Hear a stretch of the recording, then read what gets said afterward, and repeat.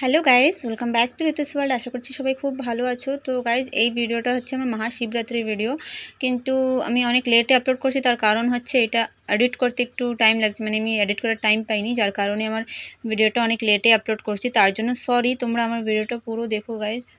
তো সকাল সকাল ঘুম থেকে উঠে আমি চলে আসছিলাম কাকিমাদের ঘরে ফুল ওঠানোর জন্য। পূজায় যে ফুলটা নিয়ে যাব সেই ফুল ওঠানোর জন্য কাকিমাদের ঘরে চলে আসছিলাম। গাইজ, এই যে ফুলটা দেখতে পাচ্ছ, এই ফুলটা হচ্ছে নীলকণ্ঠ ফুল। আর শিব পূজার মেন ফুল কিন্তু এইটাই, মানে এই নীলকণ্ঠ ফুল আর আকন্দ ফুল হচ্ছে মেন শিব ঠাকুরের পূজায় লাগে। হে গাইজ, তো এখন চলে আসছে নতুন একটা জবা ফুলের কাছে। এই ফুলটা এর আগে আমি কখনো দেখিনি। আমার যে কাকিমাদের ঘর, এই কাকিমাদের ঘরে অনেক রকমের জবা ফুল আছে। তো তার ভিতর থেকে এই ফুলটা একদম নতুন ফোর্সে, যার কারণে এর আগে আমিও কখনো দেখিনি। ফার্স্ট টাইম আমিও দেখছি এই ফুলটা।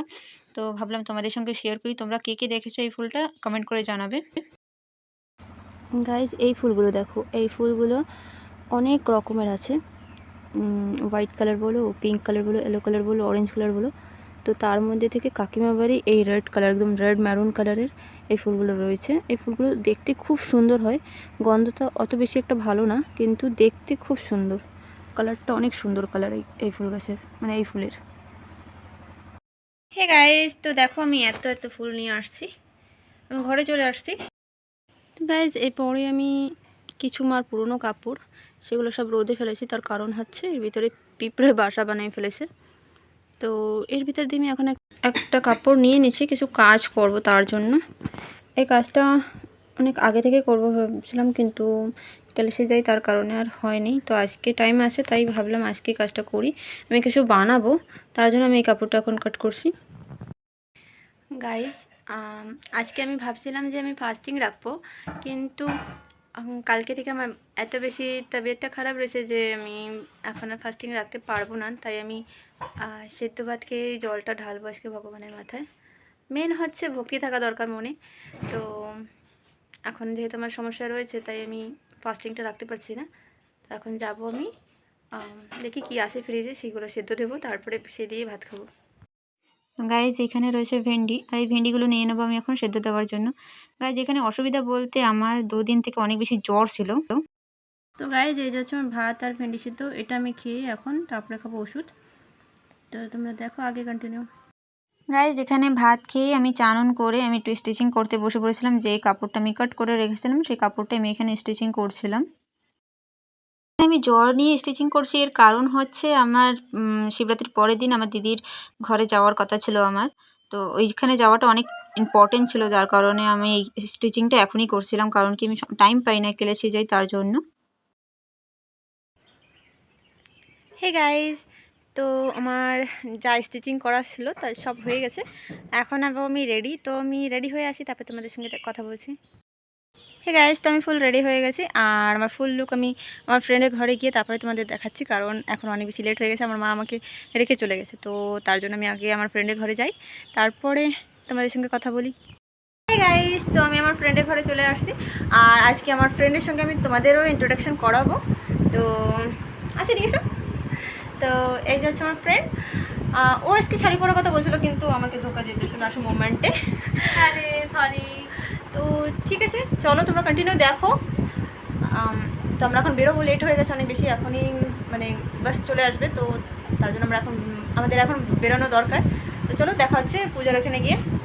হে গাইস, তোমরা দেখতে পাচ্ছ আমার ফ্রেন্ডকে ফুল লুকে শাড়িতে কেমন লাগছে। অনেক সুন্দরই লাগছে। তোমরা কমেন্ট করে অবশ্যই বলবে যে কেমন লাগছে ঋতুপর্ণাকে আজকে। হে গাইজ, তো চলে আসছি আমরা যেই বাড়িতে জল ঢালবো সেই বাড়িতে। তো গাইজ, আমি প্রত্যেক বছর এই বাড়িতেই আসি জল ঢালতে, কারণ এই বাড়ি একদিকে নাম কীর্তন হয় আর একদিকে শিব ঠাকুরের মাথায় জল ঢালা হয়। তো আমরা মন্দিরের পরিক্রমা করে তারপরে আসছি তুলসী ঠাকুরের প্রণাম করতে। তো তুলসী ঠাকুরের প্রণাম করে যাব আমরা মন্দিরের ভিতরে।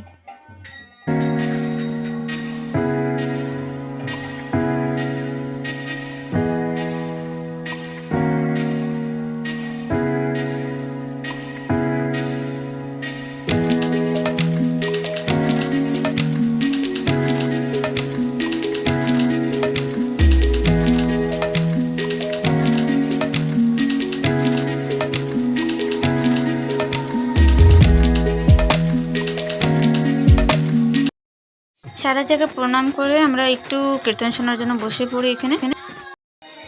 তো তারপরে শুরু হয় আমাদের এখানে আরতি, সন্ধ্যা আরতি।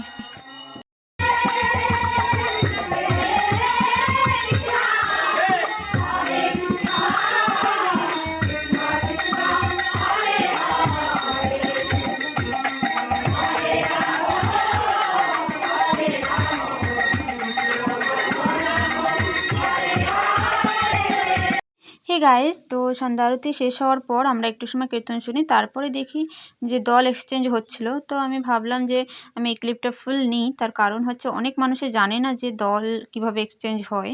কারণ নাম কীর্তন একবার যদি শুরু হয় তারপরে সেই কীর্তন 16 প্রহার তারপরে 24 প্রহারের যে কীর্তনটা হয় সেটা না শেষ না হওয়া পর্যন্ত কিন্তু নাম কীর্তন থামে না। তো কিভাবে এক্সচেঞ্জ হয় অনেকেই জানে না, তার জন্য ভাবলাম যে আমি এই ক্লিপটা ফুল নিই।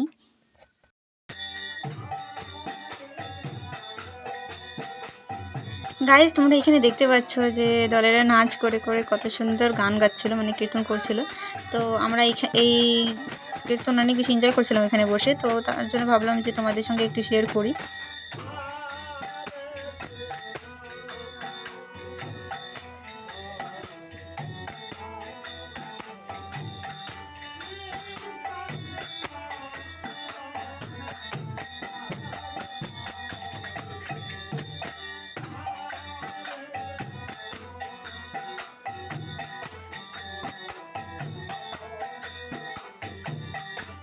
গাইজ, এখন চলে আসছিলো জল ঢালার টাইম। তো আমি এখানে নারকেলটা কাট করে নিচ্ছিলাম জল ঢালার জন্য।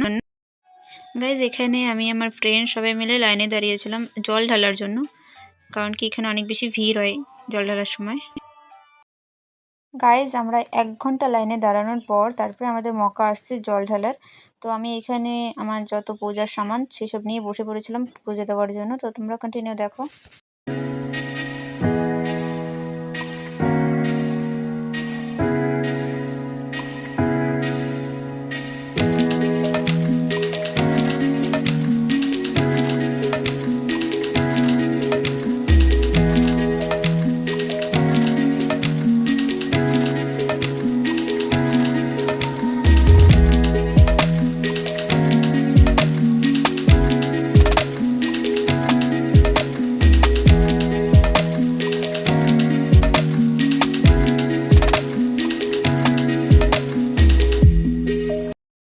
গাইজ, এখানে পুজো শেষ করে আমি আর আমার ফ্রেন্ড চলে আসছি খেতে।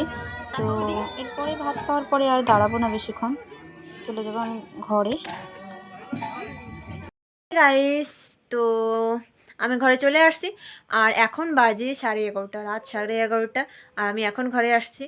তো আজকের ব্লগটা এই পর্যন্তই। যদি ভালো লাগে তাহলে অবশ্যই লাইক কমেন্ট শেয়ার করে দিও, সাবস্ক্রাইবটা করে পাশে থেকো। তো চলো টাটা, সবাইকে গুড নাইট। আর আশা করছি তোমাদেরও শিবরাত্রিটা খুব ভালোই কাটছে। তো চলো টাটা।